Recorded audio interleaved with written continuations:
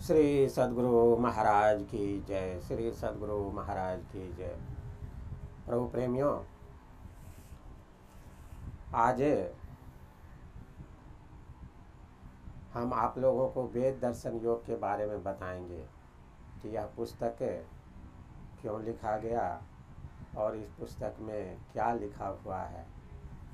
इस पुस्तक को सभी सत्संगियों के लिए कितना महत्व है एवं आम लोगों के लिए भी इस पुस्तक का कितना महत्व है।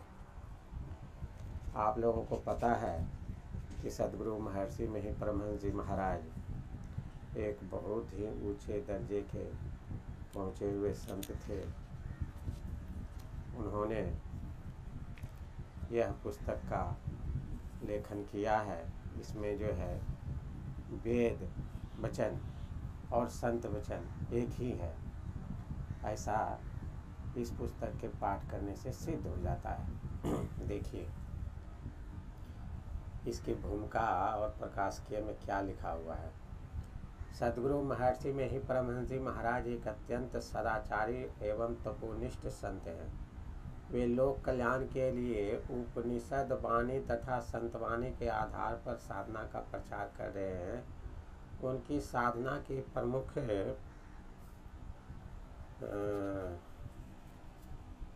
प्रतिक्रियाएं हैं दृष्टि योग तथा नादानुसंधान। उन्होंने कई पुस्तकों की रचना की है, जिनमें सूक्ष्म जीव, सूक्ष्म भक्ति तथा योग की सूक्ष्म साधना का रहस्योद्घाटन किया है। उनकी प्रचारित साधना का वर्णन वेद में है या नहीं, इस प्रश्न का उत्तर श्री स्वामी जी ने वेद दर्शन योग की रचना करके दिया है। इस पुस्तक में श्री स्वामी जी महाराज ने वेद वचनों की तुलना संत वचनों से की है। सृष्टि के आरंभ में अग्नि, वायु, आदित्य और अंगिरा ऋषि के हृदय में परमात्मा ने वेद का प्रकाश किया और उन्होंने वेद की रचना की। लोग पूछते हैं कि वेद का प्रकाश अब परमपिता परमात्मा की ओर से आता है कि नहीं। उत्तर में निवेदन है कि प्रकाश आने का कोई प्रश्न ही नहीं उठता है, क्योंकि वेदों का ज्ञान प्रत्येक मनुष्य के मन में प्रतिष्ठित है। निम्नलिखित वेद मंत्र से परिचय प्राप्त कीजिए।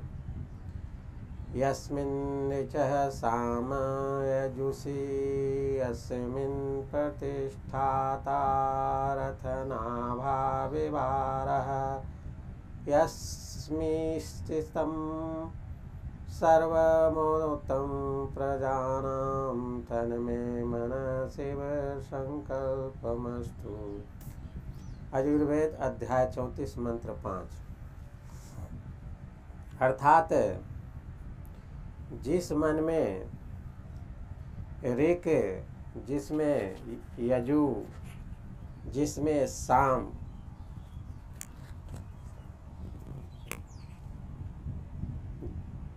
रथ की नाभि में आरों के समान प्रतिष्ठित है, जिसमें प्रजाओं का सकल चित्त निहित है, वह मेरा मन शिव संकल्प वाला हो। उपर्युक्त मंत्र से ज्ञात होता है कि वेदों का ज्ञान मनुष्य के मन में है। साधना से उस ज्ञान का साक्षात्कार कर लेने की आवश्यकता है। भारतवर्ष के संत कबीर, दादू नानक आदि ने साधनों के द्वारा उस ज्ञान का साक्षात्कार कर लिया था, इसलिए उनकी वाणी में उन सत्यों का प्रतिपादन मिलता है जिनका वर्णन वेदों में है। अधिकांश संत पढ़े लिखे नहीं थे तथा वे नीच जाति में उत्पन्न हुए थे, अतः उनमें वेद पढ़ने की बात बहुत दूर थी। जिस युग में कबीर आदि संत हुए थे, उस समय स्त्री शूद्रो नाधीयताम, स्त्री तथा शूद्रों को वेद नहीं पढ़ना चाहिए का बोलबाला था। उस समय कबीर साहब को कौन पढ़ाता, तथापि संतों की वाणी में वेद वचनों से आश्चर्यजनक साम्य है। नीचे लिखे ऋग्वेद के एक मंत्र में संत कबीर की वाणी की तुलना कीजिए। अपा मध्ये तस्थि वासम तृष्णाविदजरितारं मूढ़ा सुक्षत्र मुडे। ऋग्वेद मंडल 7 सूक्त 89। 4 अर्थात मैं जल में खड़ा हूँ और प्यास से कष्ट पा रहा हूँ। हे परमात्मा, मुझे सुखी करो और मेरे द्वारा अन्यों को भी सुखी कराओ। पानी बिच मीन प्यासी, मैं सुन सुन आवत हाँसी। आत्म ज्ञान बिना सब झूठा, क्या मथुरा क्या काशी।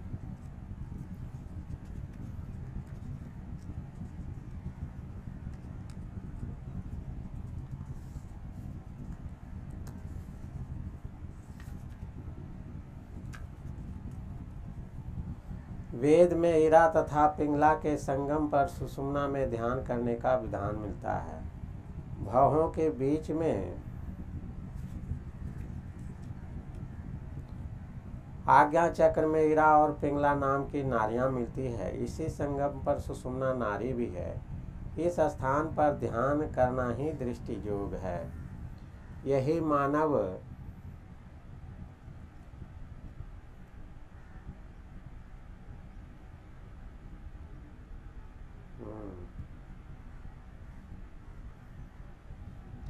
यही संतमत साधना का मुख्य सोपान है। इसे अभिमुख ध्यान भी कहा जाता है। देखिए वेद दर्शन योग का अभिमुख दृष्टि योग प्रकरण। लेकिन वेद में इरा और पिंगला को क्रम से गंगा और यमुना कहा गया है। संतमानी में भी यही बात है। दोनों का यह अलंकारिक नाम भी इस बात का प्रमाण है कि संत को बिना पढ़े लिखे भी वेदवाणी का ज्ञान उनकी साधना की सफलता के कारण होता है। संत साधना में ध्यान की अपूर्व महिमा है। संत कबीर साहब स्वयं कहते हैं, कबीर काया समुद्र है, अंत न पावे कोई, मृतक होय के जोर है मानिक लावे सोय। मैं मर जीवा समुद्र का डुबकी मारी एक, मुट्ठी लाया ज्ञान की जामे वस्तु अनेक।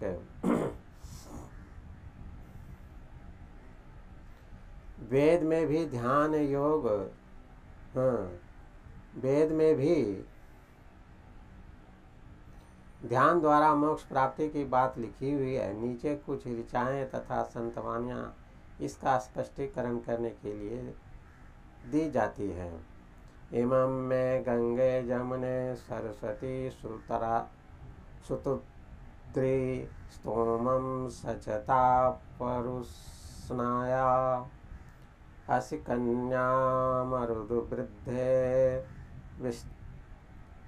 वितस्यार्जी किए शृणु गुह्या सुसोमया। ऋग्वेद मंडल 10 सूक्त 75-15। महर्षि दयानंद महाराज इस मंत्र का अर्थ है ऋग्वेद भाष्य भूमिका ग्रंथ के प्रामाण्य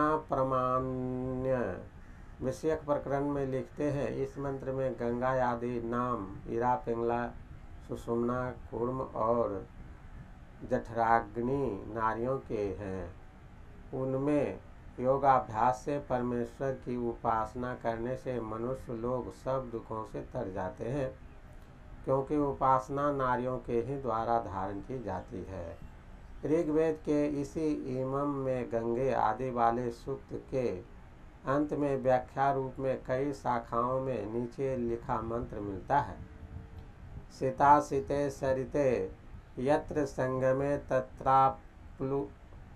तत्राप्लुतासो देवमुक्त पत्यन्ति ये वै तन्वं विसृजन्ति धीरास्ते जनासो अमृतत्वं भजन्ते।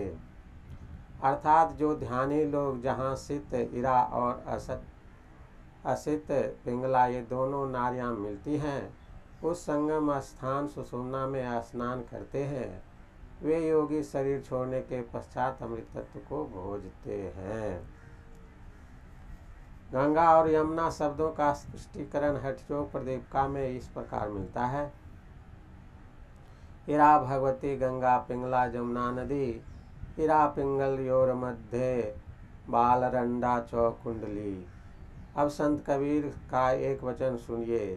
गंग जमुन के अंतरे सहज सुन के घाट, तहाँ कबीरे मठ किया खोजत मुनि जन बाट। उसी को संत शिव नारायण जी इस भांति कहते हैं।